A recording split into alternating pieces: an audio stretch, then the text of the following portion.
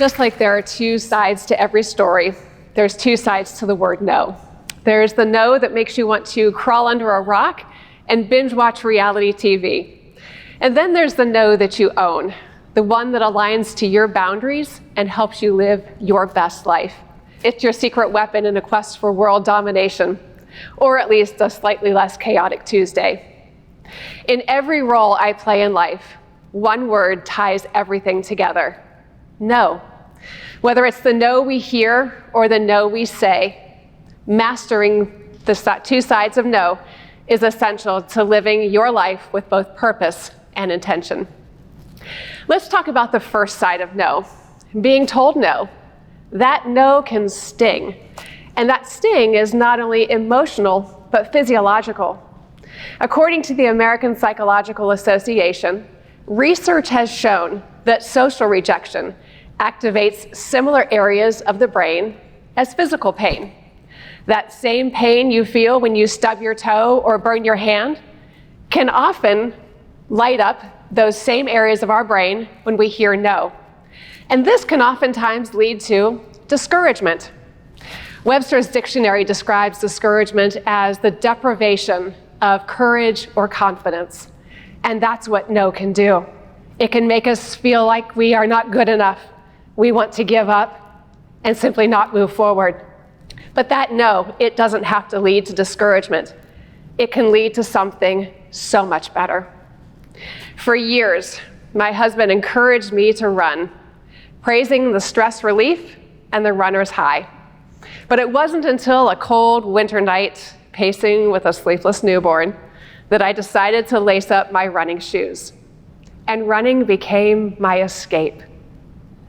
Until 6 months later, when my knee staged a protest. After a trip to the orthopedist, he said, "Your shoes are running your back and your gait.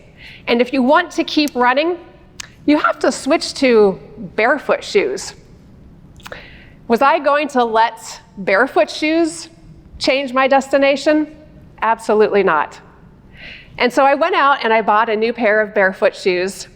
I laced them up, and I told my orthopedist my goal of running a half marathon.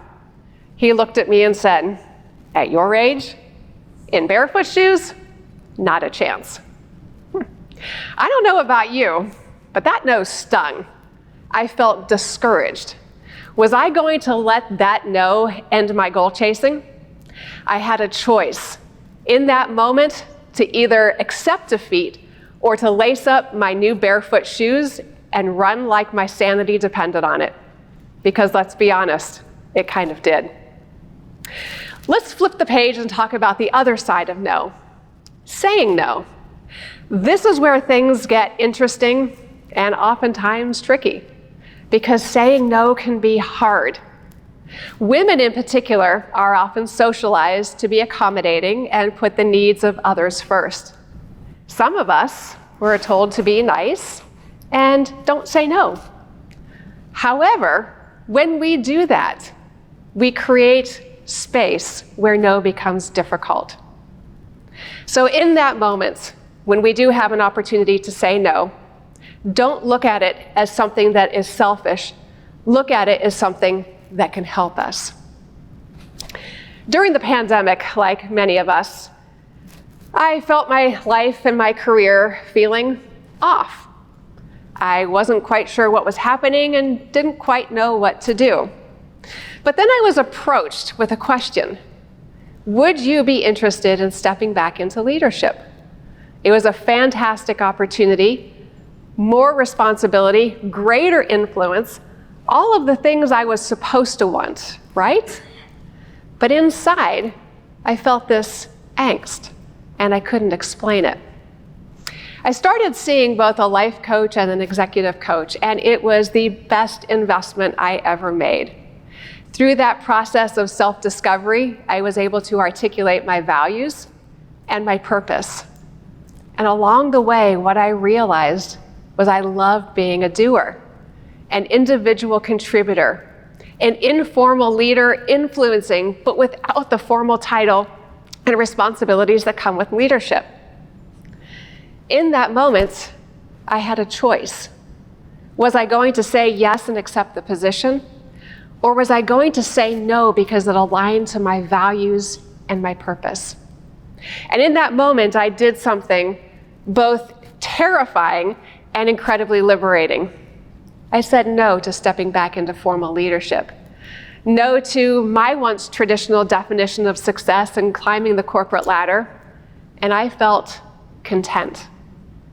By aligning your future with your values, you have the opportunity to do something incredible, to create the space for the right yeses to come your way, and to make the choice to say no to those things that are truly powerful and important to you.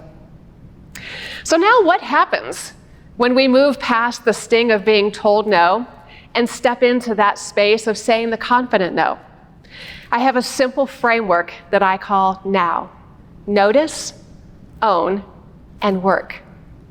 Notice is all about how do you feel when you're told no or when you need to say no?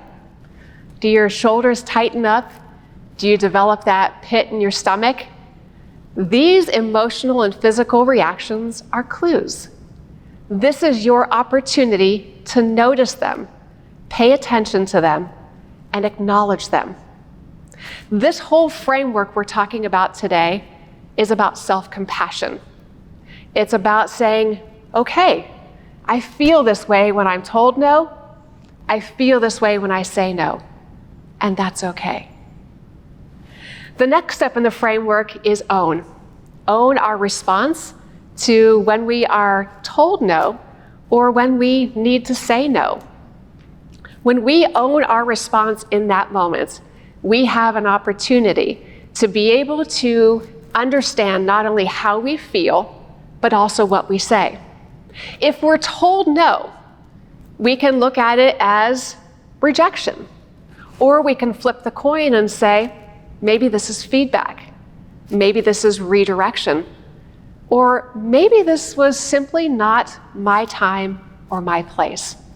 But we have an opportunity to own our response. And when we're the ones saying no, the same thing applies. We have the opportunity to lean in and say a confident no because it aligns to our values and our priorities. I want you to think about this for a moment. When we own the no, we have the opportunity to say no to accepting one more work commitment so we're able to say yes to being fully present at the dinner table. We can say no to volunteering one more time at our child's school so we can say yes to our own rest and sanity. Hearing no and saying no, these are powerful things that happen to us. But when we own our response, we take back our control. And the last step is work. Work to refine our resilience and work to improve our communication. When we're told no, resilience isn't about bouncing back to where we were prior to the setback. Think about it as bouncing forward, adapting to a new reality. And when we're the ones receiving that no and adapting to this new reality, we also have this choice that we can make to potentially go down this path that may have never been available to us had we not been told no. And when we're the ones saying no, we have an opportunity, again, to do this with both conviction and compassion. Being able to say no is tough, and we are oftentimes our own worst critic when it comes to saying no. But saying no is about creating the space for those most powerful yeses to come forward in our life. So now, where do we go from here? It's time to wrap all of this together because I have a takeaway for you. Here's my ask. When you receive a no, or when you have an opportunity to say the confident no that aligns to your values and your priorities, I want you to practice a couple of things. I want you to practice setting your own boundaries. I want you to practice knowing what your values are so you can protect the time and energy around you. And practice the now framework. Practice noticing your emotions, owning your response, and working to build resilience and effective communication. And one more thing, making these changes is not always easy, but my ask of you is the next time that you hear a no, don't shy away, don't run away, embrace that no. And the next time you have an opportunity to say that confident no, do so with courage, conviction, and compassion. Because you never know, when you step into that space of mastering both sides of no, you open the door for these incredible yeses to show up in your life.